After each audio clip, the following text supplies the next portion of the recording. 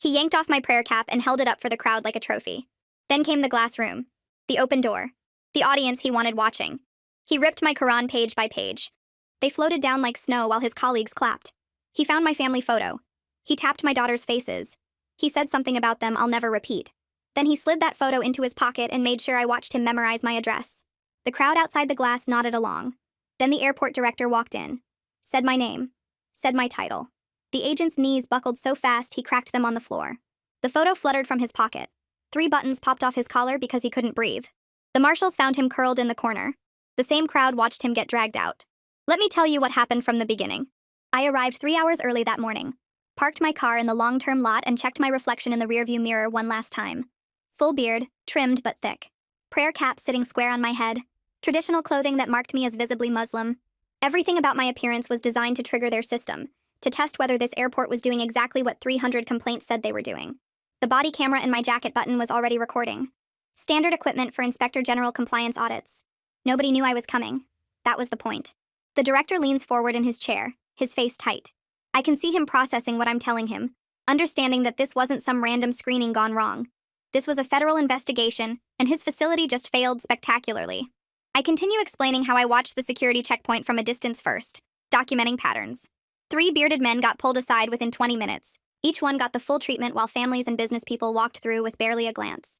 The contrast was impossible to miss. White travelers breezed past with their laptops and water bottles. Brown men with beards got surrounded by agents.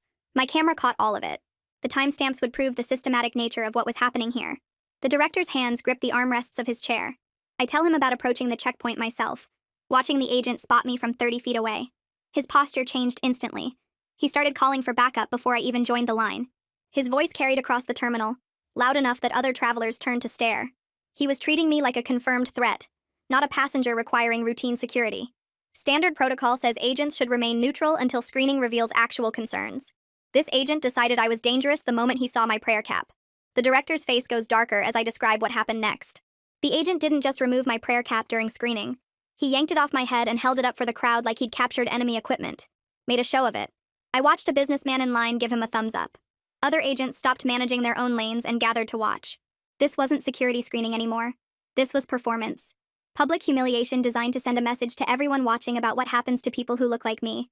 The deliberate spectacle of it, the way he played to his audience. The director's jaw clenches. I detail the hand swabbing next. 3 separate swabs, each one harder than the last. The agent pressed down until my palms burned red. He announced to everyone within earshot that he was checking for bomb residue, made sure every word carried to the crowd. Standard protocol is 1 swab unless the first shows positive results. Mine didn't. The machine stayed green after the first test. He swabbed me twice more anyway, each time louder about what he was checking for, each time making sure the crowd understood he suspected me of terrorism. The director's hands have gone white on the armrests. Then came the glass room, I tell him. The agent chose that screening room specifically because the walls are transparent, and he left the door wide open. He positioned me facing outward so everyone in the terminal could watch. The crowd pressed closer. He wanted an audience for what came next. This wasn't about security anymore. This was about making an example of me in the most public way possible. About showing everyone watching what happens when you're Muslim in his checkpoint. The director starts to speak, but I keep going because he needs to hear all of it. I describe the mocking of my prayer bruise, the mark on my forehead from regular prostration during prayer. The agent made me turn in circles while his colleagues whistled and called out comments. Then he slammed me face first against the wall, hard enough that I tasted blood. The impact rattled my teeth. The crowd outside watched it happen. Nobody intervened. Nobody questioned whether this level of force was necessary for a compliance screening. The director's hands are shaking now. I tell him about the zip ties next. They cut off circulation to my fingers within minutes.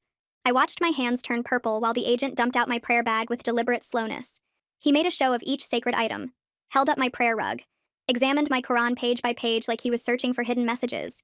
Every movement calculated for maximum humiliation. Every gesture designed to degrade not just me, but everything I carried that marked me as Muslim. The restraints violated every protocol in the TSA handbook. You don't zip tie someone unless they're actively resisting. I never resisted. I stood there and let him violate every regulation because I was documenting everything. Because 300 complaints needed proof.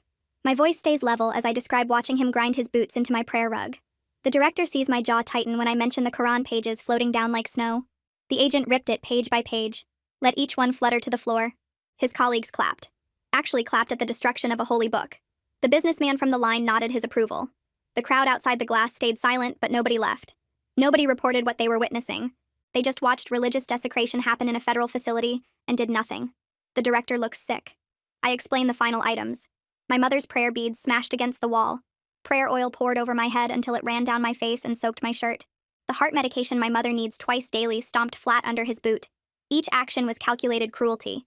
Each one designed to degrade not just me but everything I represent to him. Everything about my faith, my family, my identity. He wanted to break me in front of that crowd. Wanted them to see a Muslim man humiliated and powerless. That's what this was really about. The director's face goes pale when I reach the part about the family photo.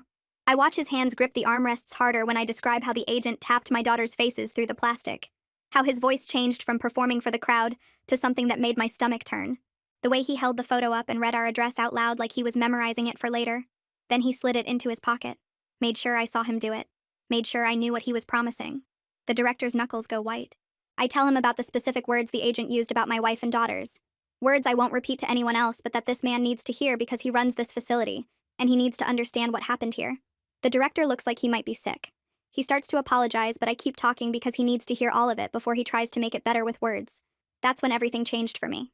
I stayed calm through the prayer cap being waved around. I stayed professional when he ripped my Quran. I documented everything when he poured oil on my head and smashed my mother's medication.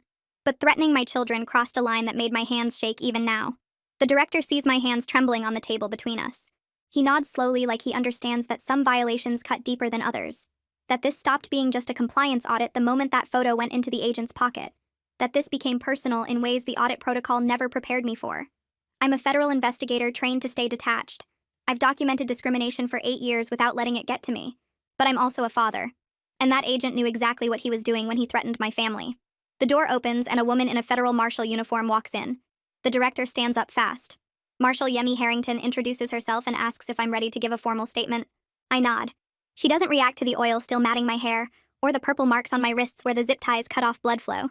She just pulls out a camera and starts taking pictures. My wrists from different angles. The oil stains on my shirt. The red marks on my palms from the aggressive swabbing. She photographs everything while I repeat the whole sequence of events again. Her camera clicks steadily as I talk. She asks specific questions about timing and exact words used. Her notebook fills with details that will support criminal charges beyond just getting the agent fired. She photographs the screening room through the glass walls. The scattered Quran pages still on the floor. The broken prayer beads. My stomped prayer rug. She bags everything as evidence and seals each bag with official tape and labels. The director tells Harrington he's securing the screening room as a crime scene. Then he turns to me and offers his private bathroom so I can shower. Harrington nods her approval.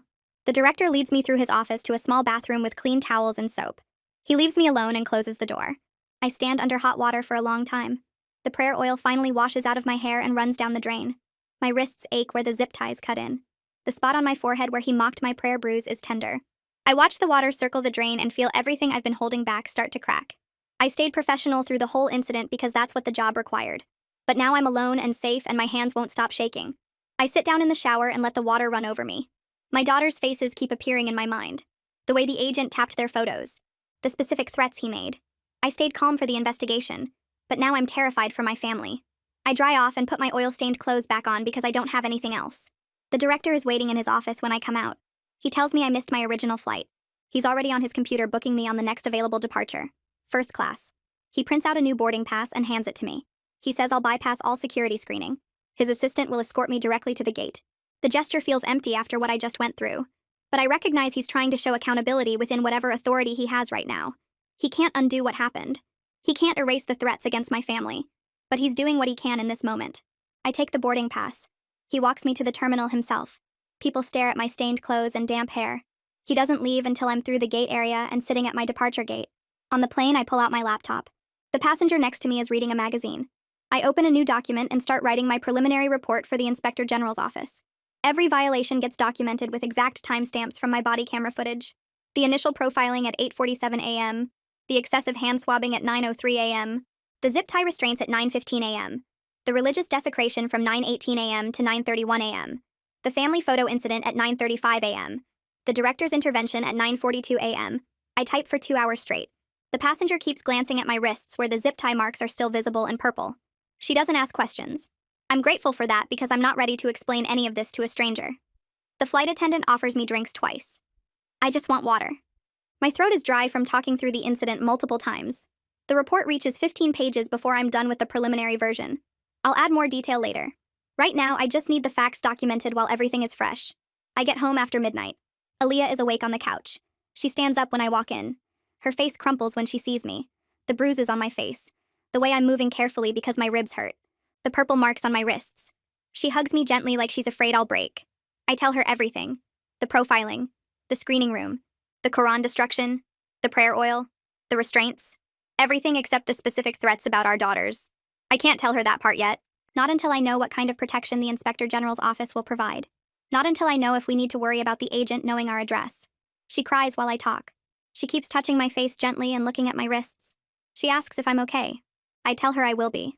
I don't know if that's true, but it's what she needs to hear right now. The next morning, my daughters notice the marks on my wrists during breakfast. Safia asks what happened to my arms. I tell them I had a difficult work assignment. I keep my voice light. Normal. Like nothing major happened. But Safia studies my face with too much understanding for a 12-year-old. She's experienced Islamophobia at the school. Kids making comments about her headscarf. Teachers assuming she doesn't speak English well even though she was born here. She knows what discrimination looks like. She doesn't ask more questions, but I see in her eyes that she knows this was about more than just a difficult assignment. Her younger sister goes back to eating cereal. But Safia watches me carefully for the rest of breakfast. My phone rings. Inspector Antoinette Maynard from the IG office. I step into the hallway. Her voice is tight with anger when she speaks. She's been reviewing my body camera footage since I uploaded it last night. She tells me this is the most serious case of religious discrimination she's documented in 15 years with the Inspector General. The footage is clear. The violations are extreme. She's fast-tracking the investigation with full federal resources. Legal team. Evidence analysis. Witness interviews.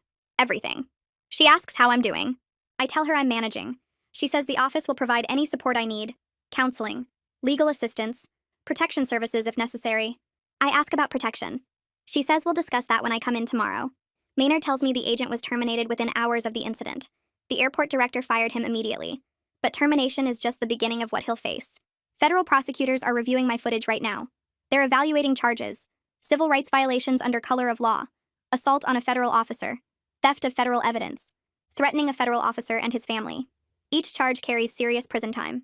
She says the evidence is overwhelming. The body camera captured everything. The audio is clear. The timestamps prove the sequence. Multiple witnesses saw the public harassment.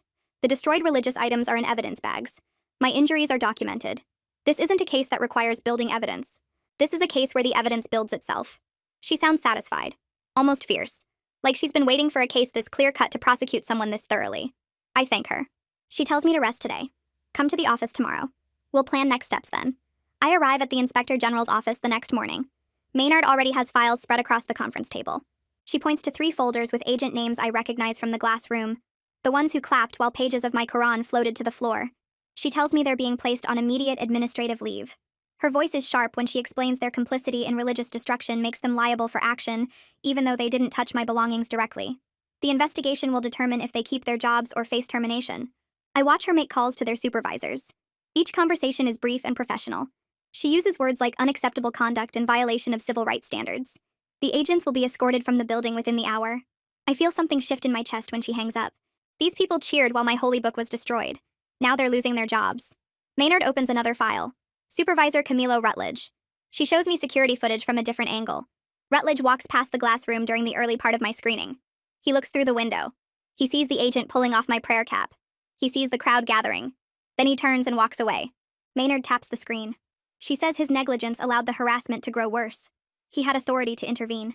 He chose to ignore what was happening. The investigation shows he witnessed the beginning and did nothing. That failure of supervisory responsibility enabled everything that came after. He's suspended pending full review, probably fired within the week. I spend the next 2 days at home writing my comprehensive report. My laptop sits on the kitchen table. Aaliyah brings me coffee and doesn't ask questions when I wave her away. I document everything starting from when I arrived at the airport.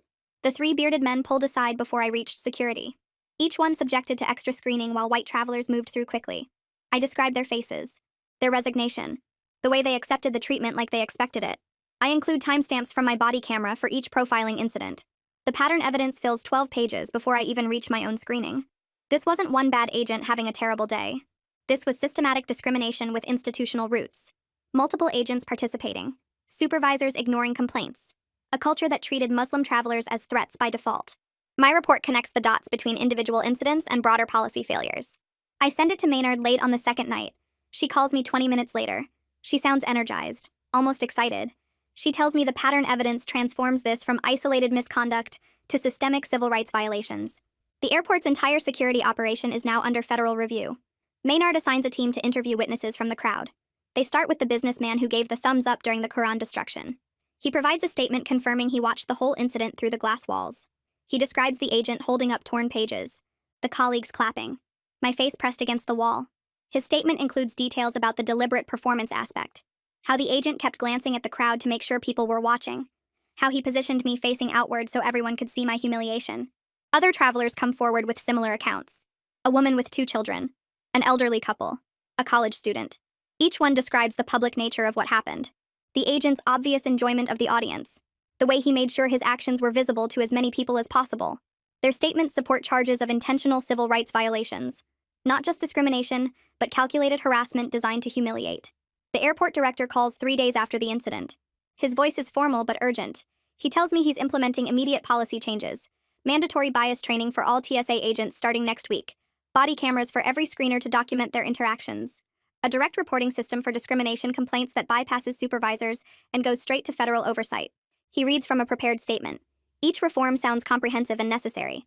I listen without interrupting. When he finishes, I thank him for the swift action. But I can't help wondering if any of these changes would exist without my federal authority forcing accountability.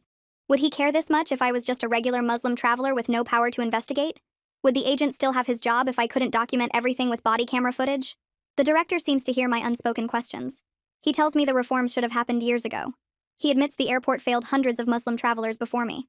My case just made the failures impossible to ignore anymore. I appreciate his honesty even though it doesn't erase what happened. Federal prosecutor Hadrian Burnett contacts me the following week. His voice is confident and direct. He explains they're building a criminal case against the agent. Deprivation of rights under color of law. That's the main charge. It carries serious federal penalties because the agent used his official position to violate my constitutional protections. He abused government authority to target me for my religion. Burnett walks me through the evidence. My body camera footage shows everything clearly. The audio captures exact words and timing.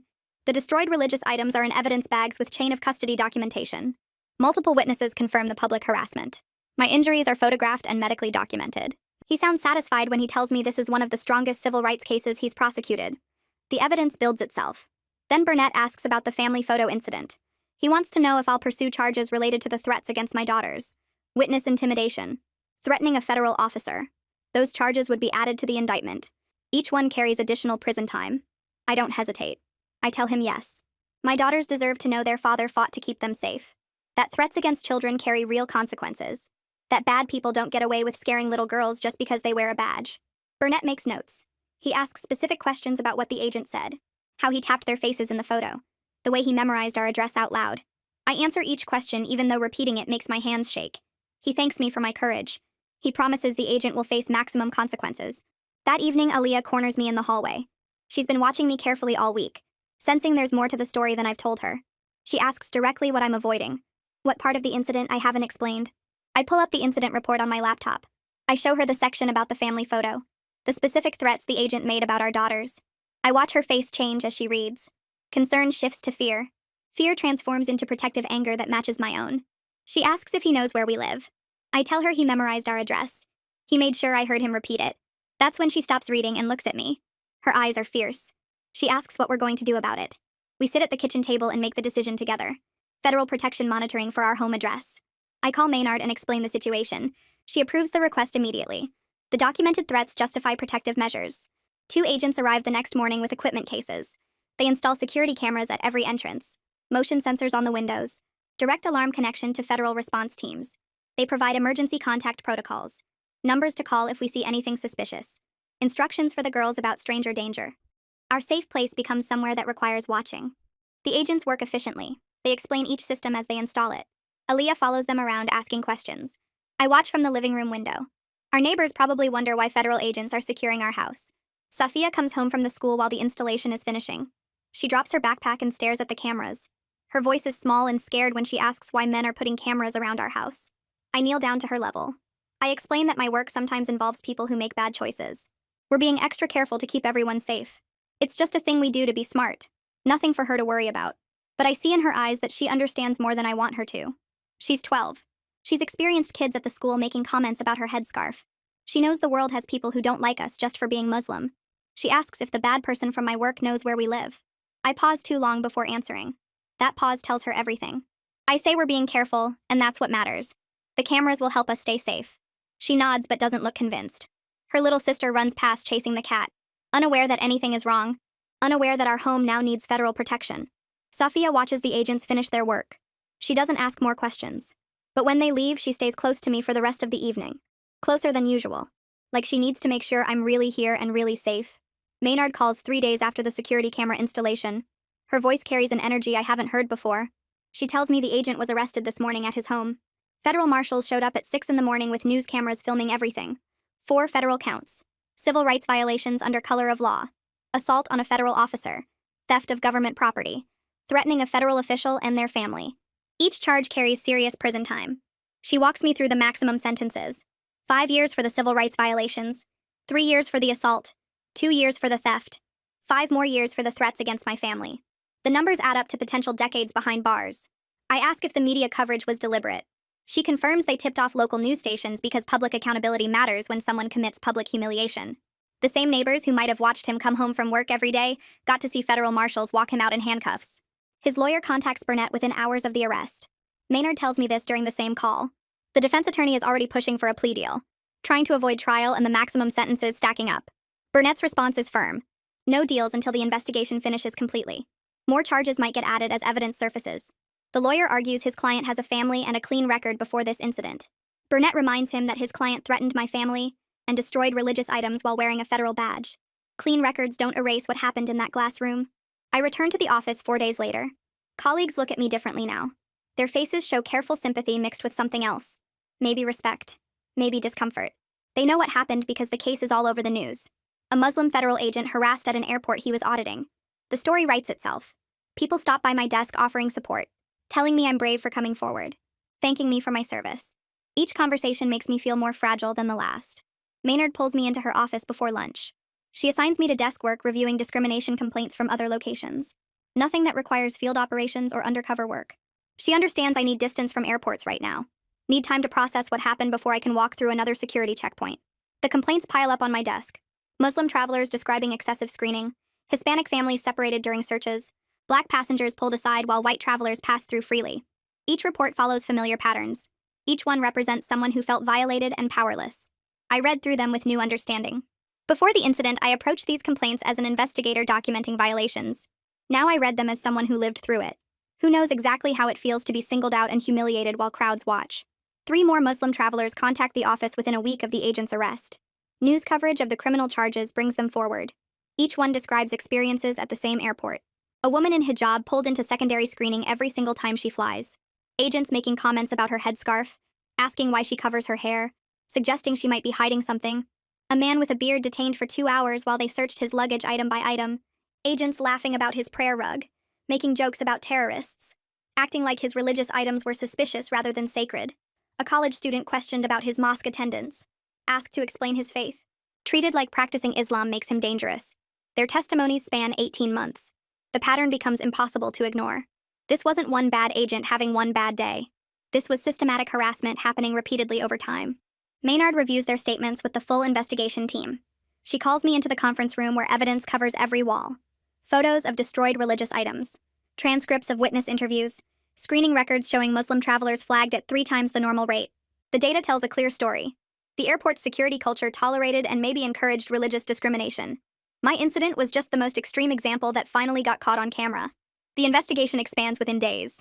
What started as individual misconduct charges against one agent becomes a full audit of airport security operations. Maynard assembles a team of 6 investigators. They request screening records going back 2 years. Interview schedules for every TSA agent who worked during the relevant period. Training materials and policy documents. Supervisor evaluation reports. Everything that might reveal whether leadership knew about the discrimination and chose to ignore it. I watch the scope grow from my desk where I'm reviewing complaints. The case transforms from holding one person accountable to examining an entire system. Whether supervisors tolerated discriminatory practices. Whether training programs addressed bias prevention. Whether complaint procedures existed and functioned properly. Each question leads to more questions. Each answer reveals deeper problems. Chandler calls my office line 2 weeks after the agent's arrest. Her voice sounds professional but strained. She introduces herself as the airport security director, explains she was hired 6 months ago specifically to reform security operations.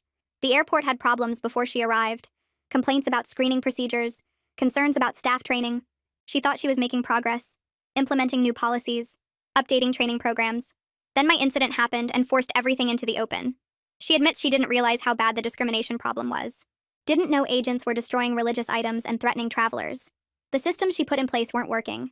The reforms she implemented weren't reaching the screening floor where agents interact with passengers. She asks if I'm willing to meet, talk about what happened, help her understand what went wrong so she can fix it properly this time. I tell her I'll think about it. Need to talk with Maynard first. Make sure meeting with her doesn't interfere with the investigation. She understands, gives me her direct number, says to call whenever I'm ready. Maynard approves the meeting after reviewing Chandler's background. She confirms Chandler was brought in to reform operations, has a clean record, seems genuinely committed to fixing problems rather than covering them up. We schedule the meeting at a federal building downtown, not at the airport. I'm not ready to go back there yet. Not ready to walk through those security checkpoints or past that glass room where everything happened. The federal building feels neutral, safe. Chandler arrives exactly on time carrying a leather folder thick with documents. She shakes my hand, thanks me for agreeing to meet. Her face shows genuine concern mixed with exhaustion. We sit across from each other in a small conference room. She opens the folder and spreads out papers. A comprehensive reform plan covering every aspect of security operations. First item is terminating Rutledge, the supervisor who walked away when my screening started, who ignored complaints before mine, who created a culture where agents felt free to harass travelers without consequences. His firing sends a message that supervisory negligence carries real consequences. Second item restructures screening protocols. New procedures for secondary screening. Requirements for supervisor approval before extended detentions. Mandatory documentation of every search. Body cameras for all agents to record interactions. Third item implements independent oversight for discrimination complaints. A direct reporting system that bypasses the chain of command. External review of every complaint. Binding arbitration for serious violations. Chandler walks me through each reform. Her commitment sounds genuine. She's done her homework, identified specific failures and designed specific solutions. But I've seen reform plans before. Watched institutions promise change and then quietly return to old habits once attention fades. I tell her reform plans mean nothing without enforcement, without consequences for violations, without accountability structures that survive leadership changes. She nods, says she expected that response, pulls out another document, a formal agreement to quarterly audits by the Inspector General's office, binding arbitration for discrimination complaints with independent arbitrators, financial penalties for policy violations. Everything in writing, everything enforceable. Not just promises, but actual mechanisms to ensure compliance. I read through the agreement carefully. The language is specific. The consequences are clear. This isn't just good intentions. This is accountability with teeth. I tell her I'm impressed, but I'll need Maynard to review everything before I endorse any reforms. She agrees immediately.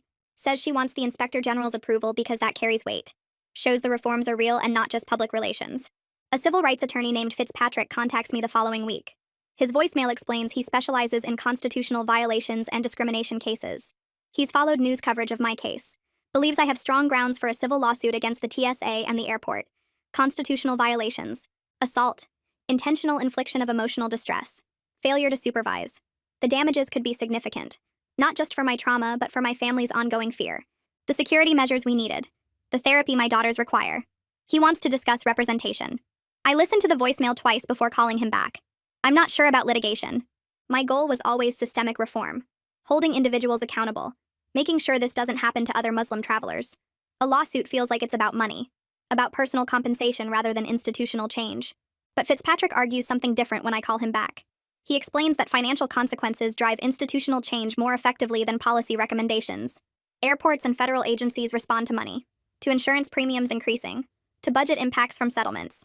A successful lawsuit creates financial incentive for reform that policy changes alone can't match. He's not wrong. I've seen institutions ignore recommendations and then scramble to change after losing lawsuits. Money talks louder than reports.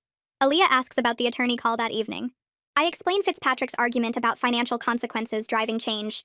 She listens quietly while I work through my hesitation about litigation. When I finish, she asks a simple question. What do our daughters learn if I don't pursue every available option for justice? If I stop at criminal charges and policy reforms, but don't use civil courts? She points out that modeling advocacy means showing them all the ways to fight back.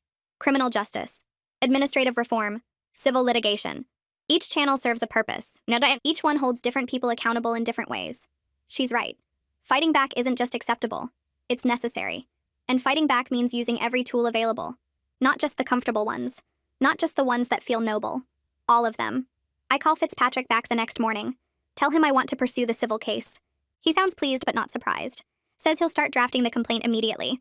We schedule a meeting to review everything before filing. He warns me the process will take time. Civil cases move slowly. But he's confident about the outcome. The evidence is overwhelming. The violations are clear. This is the kind of case that should settle before trial.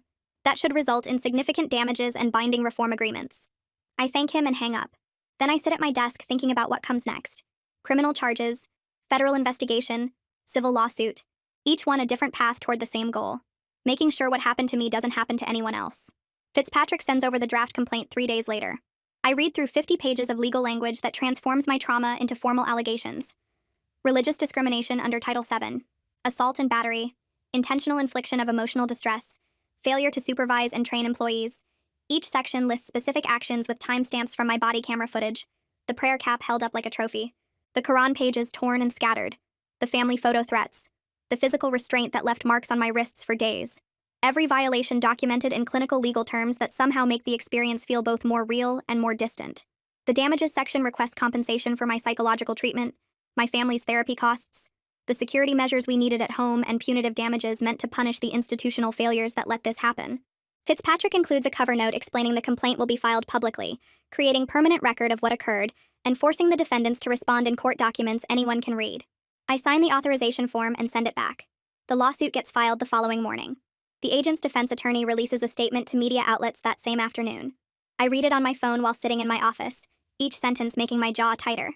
The statement claims I'm a trained federal investigator who should have identified myself immediately upon being selected for secondary screening. It argues the agent was following standard security protocols when screening an uncooperative passenger who refused to provide proper identification. The victim-blaming strategy is obvious and enraging because it suggests federal investigators deserve harassment if they don't announce their authority before testing compliance systems. The statement ignores that compliance audits only work when agents don't know they're being evaluated. That announcing my federal credentials would have defeated the entire purpose of testing whether this airport discriminates against Muslim travelers. The defense attorney frames my professional role as somehow making the religious harassment acceptable, as if being an investigator means I forfeit civil rights protections when doing my job. My phone rings within an hour. Burnett's voice comes through tight with anger before I even finish saying hello. He tells me he just read the defense statement and it actually helps our case more than hurts it. I ask how victim blaming could possibly benefit us. Burnett explains the statement demonstrates the agent's complete lack of remorse and his belief that his actions were justified. The argument that investigators must identify themselves before testing for discrimination reveals a basic misunderstanding of how compliance audits work and why they're necessary. Any jury will understand that undercover operations require investigators to conceal their identity, that testing for discrimination means experiencing the discrimination firsthand. The defense attorney just admitted on the record that his client believes the harassment was appropriate, which makes proving malicious intent much easier. Burnett sounds almost pleased as he explains how the statement will backfire during trial, how juries respond poorly to defendants who blame victims for their own mistreatment. I thank him for the perspective, but the anger still sits heavy in my chest. Media coverage of the case explodes over the next week. I avoid most of it, but Aliyah shows me headlines that reveal the predictable political divide. Some outlets defend the agent as a patriot protecting America from potential threats, framing the incident as aggressive security screening rather than religious harassment. Other outlets condemn the treatment as textbook discrimination and civil rights violations. Comment sections fill with strangers debating whether I deserved what happened, whether Muslim travelers should expect extra scrutiny, whether federal investigators have any right to test airport security without announcing themselves. I stop reading after the first few articles because engaging with people who think destroying someone's holy book is acceptable security procedure serves no purpose. The legal proceedings will determine facts and consequences. Public opinion on social media doesn't change what happened in that glass room or what the law requires. Maynard calls the following week with preliminary audit findings. Her team analyzed 6 months of screening records from the airport, comparing selection rates across different passenger demographics.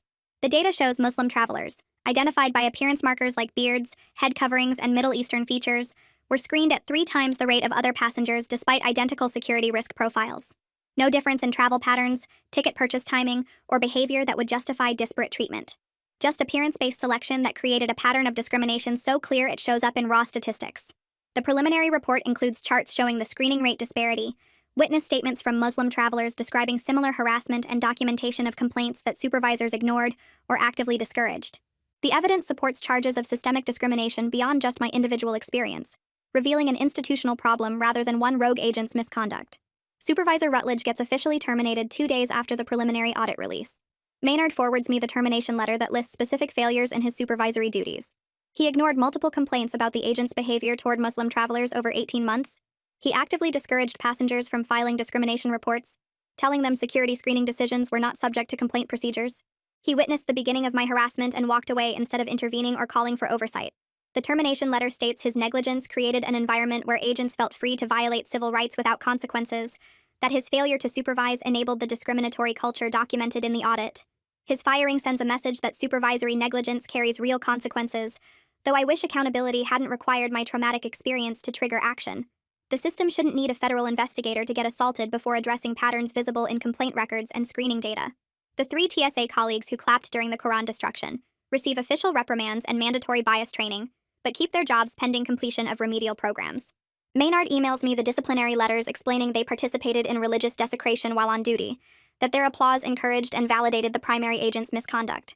The relatively light consequences frustrate me because active participation in destroying someone's holy book deserves more than training sessions. But Maynard calls to explain federal employment protections limit disciplinary options without criminal charges. The colleagues didn't personally touch me or my belongings, which makes proving assault difficult. Their participation was verbal and symbolic rather than physical, creating legal complications for termination. The bias training includes modules on religious accommodation, discrimination recognition, and bystander intervention protocols. Maynard promises to monitor their completion and performance going forward, but I know training only works if people actually want to change. Agent Shepard, one of the colleagues who clapped, requests a meeting through Maynard to apologize directly. The request comes in a formal email asking if I'd be willing to meet in a federal building with Maynard present as a witness. I'm skeptical about her motives, wondering if the apology is genuine remorse or strategic positioning to minimize her own consequences. But I agree to meet because I'm curious whether her regret is real or performed, whether she actually understands what she participated in, or just wants to check a box that might help her keep her job. We schedule the meeting for the following Tuesday in a conference room at the federal building downtown. Maynard confirms she'll attend to document the conversation and ensure the meeting stays appropriate. Shepard arrives exactly on time, looking nervous and uncomfortable. She's younger than I expected, maybe late 20s, with her TSA uniform pressed and her hair pulled back tight. She sits across from me with Maynard positioned at the end of the table taking notes. Her apology comes out halting and tearful, words catching in her throat as she explains she was caught up in the moment and didn't think about the religious significance of what she was witnessing. She describes seeing the other agents react and just following along, clapping because everyone else was clapping, not processing that she was celebrating the destruction of someone's holy book. Her regret seems genuine based on the tears and the way her hands shake while she talks. But I tell her directly that ignorance doesn't excuse participating in desecration. That clapping while someone's religious text is destroyed reveals a failure of basic human decency, regardless of religious education. She nods and wipes her eyes, saying she knows that now, that she's been thinking about it every day since watching me get dragged into that room. I ask Shepard what she'll do differently now, because apologies mean nothing without changed behavior. She describes volunteering to lead the mandatory bias training program, working with the training department to develop better materials that actually address discrimination, rather than just checking compliance boxes. She talks about creating a peer intervention protocol, where agents commit to stopping discrimination they witness, establishing clear steps for reporting and documenting concerns, even when supervisors discourage complaints. She wants to build a system where what happened to me becomes impossible, because multiple people would intervene before it escalated. Her concrete actions toward change matter more than her tears. I tell her I appreciate the specific commitments, but I'll be watching to see if her reform efforts last beyond her own consequences, whether she stays committed when the attention fades and the disciplinary process concludes. She promises she will, that this changed how she sees her job and her responsibility to travelers. Time will show if she means it. 2 weeks after Shepard's apology, Hadrian calls with the trial schedule. The agent's court date is set for 4 months out, which gives the prosecution team enough time to organize everything they've collected. Body camera footage from my jacket button shows every moment in that glass room. Witness statements from travelers who watched through the open door. Pattern evidence from the 18 months of complaints that Supervisor Rutledge ignored. Hadrian walks me through what they're building, his voice confident in a way that makes me believe this case won't drag on forever. He says the evidence is so clear that the agent's lawyer will probably push for a plea deal, rather than face a jury watching footage of him destroying someone's holy book while colleagues clapped. That would spare me from sitting in a witness box describing the worst moments in detail, from explaining to strangers what he said about my daughters while tapping their faces in that photo. I tell Hadrian I'm ready to testify if needed, but the relief I feel knowing I might not have to is bigger than I want to admit. Fitzpatrick calls 3 days later about the civil lawsuit moving forward. He's filed discovery requests for every airport security record from the past 2 years, every discrimination complaint filed or discouraged, every training material used to teach agents how to screen passengers. The airport's insurance company reached out about settlement talks within a week of receiving those requests, which tells Fitzpatrick they know what those records will show. They'd rather pay damages than have their discriminatory practices laid out in a public trial where reporters can write about every detail. The insurance lawyer mentioned numbers that would cover therapy for my family, compensation for the trauma, maybe college funds for my daughters. But Fitzpatrick warns me that early settlement offers usually come with confidentiality agreements that bury everything under legal silence. I tell Fitzpatrick I'm not interested in taking money to stay quiet about what happened. If we settle, it needs to include public acknowledgement that I was subjected to unconstitutional religious discrimination. It needs to include binding commitments to the reforms Chandler proposed, not just policy recommendations that fade when attention moves elsewhere. Fitzpatrick says he'll negotiate those terms, that financial damages matter less than accountability that can't be hidden behind confidentiality clauses. He sounds like he agrees with me, like he's handled cases where victims took settlements and regretted watching institutions continue hurting others because no one could talk about what happened. I want the money to help my family recover, but I want the public acknowledgement more. Aaliyah suggests family therapy the following week, watching how Safia jumps at loud noises and how our younger daughter checks the locks on our doors 3 times before bed. The fear and constant watching didn't exist before they learned about the threats against them. The therapist we find specializes in helping families process trauma when parents work dangerous jobs. She meets with all 4 of us in a comfortable office with soft chairs and art supplies scattered on a low table. She helps the girls understand that bad people exist, but so do systems of justice and protection. That their father's work matters because it holds bad people responsible for their actions. Safia asks if the bad man can still hurt us, and the therapist explains about prison and supervised release and how the legal system works to keep families safe. Our younger daughter draws a picture of our house surrounded by tall walls, which the therapist says is normal. That feeling the need for protection makes sense after learning someone threatened your family. Aaliyah holds my hand through the whole session, and I realize we're all carrying pieces of what happened in that glass room. 3 months pass with weekly therapy sessions and slow healing. Maynard calls to ask if I'm ready to return to field work for the IG office. She's careful with the question, making it clear there's no pressure, that desk work is available as long as I need it. But I tell her I'm ready because sitting in an office reviewing other people's reports isn't why I became an investigator.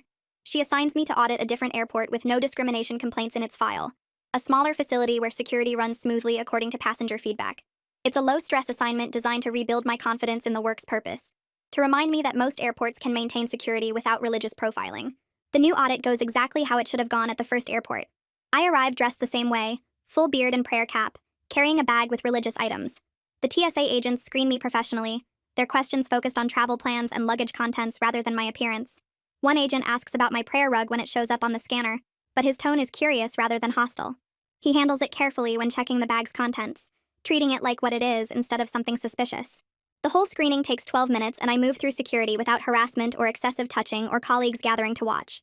The contrast with my earlier experience feels stark, showing me that discrimination isn't built into airport security procedures. Airports can protect travelers without profiling them when leadership actually prioritizes civil rights alongside safety measures. Hadrian calls 2 weeks after my smooth audit with news about the criminal case. The agent accepted a plea deal rather than face trial with all that body camera footage. He pleaded guilty to civil rights violations and assault on a federal officer. The sentence includes 2 years in federal prison, 3 years of supervised release after he gets out, mandatory bias counseling that he has to complete and prove completion, and permanent prohibition from working in security or law enforcement ever again. Hadrian walks me through each piece, explaining how the prohibition ensures he can never use authority to harm people he's supposed to protect. The guilty plea means he formally admitted what he did, that it's in court records forever, that he can't claim innocence or blame me for testing airport compliance. The 2-year prison sentence feels too short when I think about the trauma he inflicted, about my daughters checking locks and Aaliyah's nightmares, and the way I still tense up going through airport security, even at facilities with professional staff. But it also feels significant because it's real consequences. Actual time locked away. Proof that violating someone's civil rights while wearing a federal badge carries penalties beyond just losing your job. I tell Hadrian I accept the plea deal because of the formal admission of guilt and the permanent ban from security work. Those pieces matter more than arguing for a longer sentence that might not happen if a jury decided differently than we expect. The civil lawsuit settles 2 weeks after the criminal plea, which Fitzpatrick says is common timing.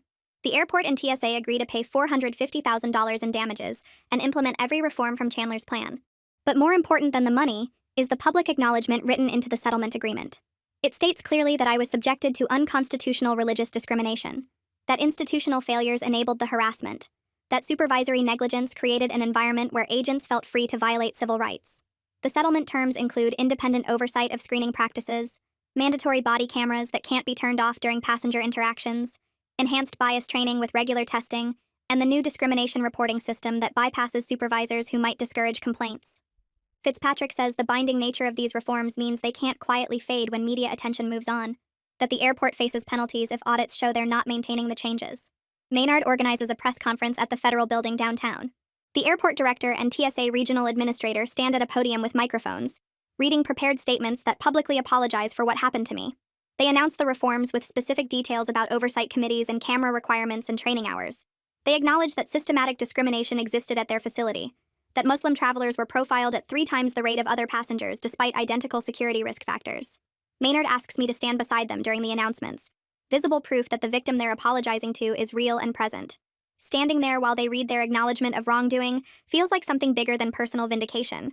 Every Muslim traveler who experienced profiling at that airport, who filed complaints that Rutledge dismissed, who walked through security wondering if their appearance would trigger harassment, they're being acknowledged too. The reforms won't undo what happened, but they might prevent the next person from enduring what I did in that glass room.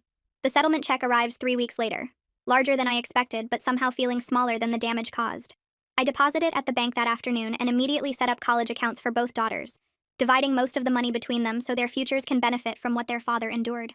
The rest goes to the Civil Rights Defense Fund, an organization that fights religious discrimination cases across the country, because other families shouldn't need federal investigator credentials to get justice when airports profile them. Aaliyah watches me complete the transfers online and squeezes my shoulder, understanding that keeping the money would feel like accepting payment for trauma, instead of transforming it into something that protects others. 6 months pass before I feel ready to return to that airport. Chandler calls with an invitation to tour the facility and observe the reforms in action, her voice careful because she knows what she's asking. I agree, but tell her Aaliyah needs to come with me, that walking back into the building where I was violated requires someone who understands why my hands shake when I book the flight. We drive there on a Tuesday morning when traffic is light and Aaliyah holds my hand in the parking garage while I breathe through the memories flooding back. The security checkpoint looks different already. New signs about passenger rights posted in multiple languages. Camera notifications everywhere. Agents wearing updated badges with their names clearly visible. We move through the line together, and I watch a woman in hijab get screened with the same quick professionalism as the businessman ahead of her.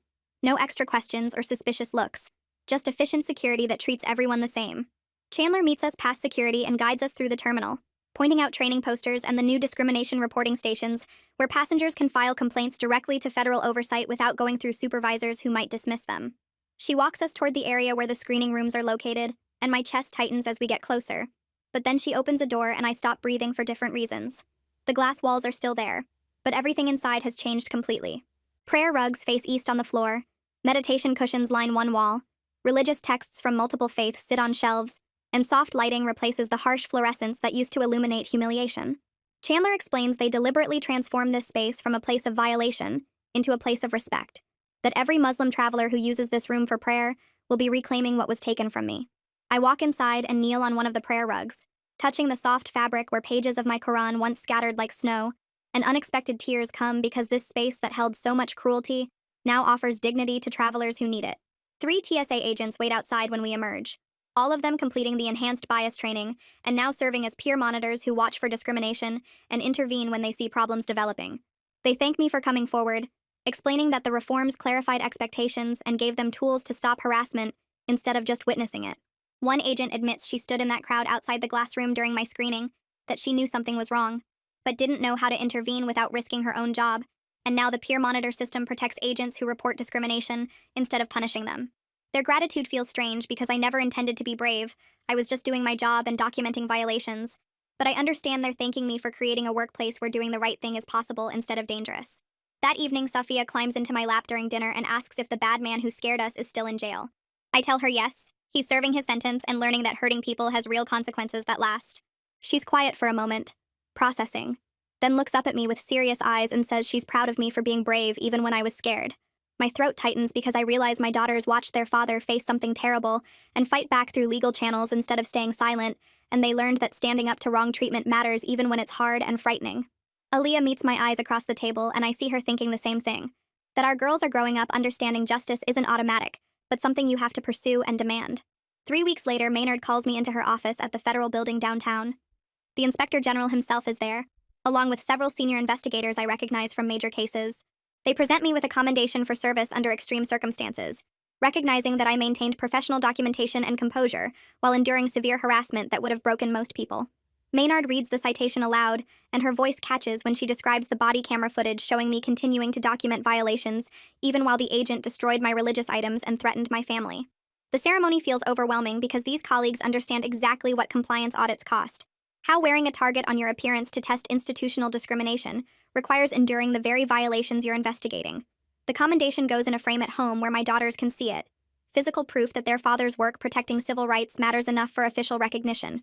A year passes with therapy and healing and slowly rebuilding the sense of safety that was shattered. The IG office asks me to lead bias training for new investigators, teaching them how to document discrimination while managing their own emotional responses to harassment. I stand in front of a classroom of agents who look impossibly young and share my experience, not to dwell on being a victim, but to prepare them for the reality that fighting injustice sometimes requires enduring it first. I show them the body camera footage with clinical detachment, explaining documentation techniques and evidence preservation, while my hands shake slightly holding the remote. They ask hard questions about maintaining objectivity during personal attacks, and I'm honest that objectivity is a goal not always achievable, that sometimes you document through tears and process trauma later. But I also tell them their work creates change that outlasts individual pain, that hundreds of travelers benefit from reforms purchased with one person's suffering, and that knowledge makes the cost bearable. My family travels without fear now. The security cameras removed from our home because the threat has passed, and the man who made it sits in federal prison. We fly to visit Aaliyah's parents and move through airport security smoothly, my daughters watching agents treat their father with professional courtesy instead of suspicion. They see the reforms their father's experience created, the prayer spaces and clear reporting systems and agents who intervene when they witness problems. The trauma changed me in ways I'm still discovering, nightmares that wake me sweating and hypervigilance that makes crowded spaces difficult, but it also changed an entire airport's culture, and that transformation makes the suffering feel worthwhile. I know hundreds of Muslim travelers will be treated with dignity because I refused to stay silent when I was violated, and that knowledge helps me breathe through the hard moments when memories overwhelm present safety.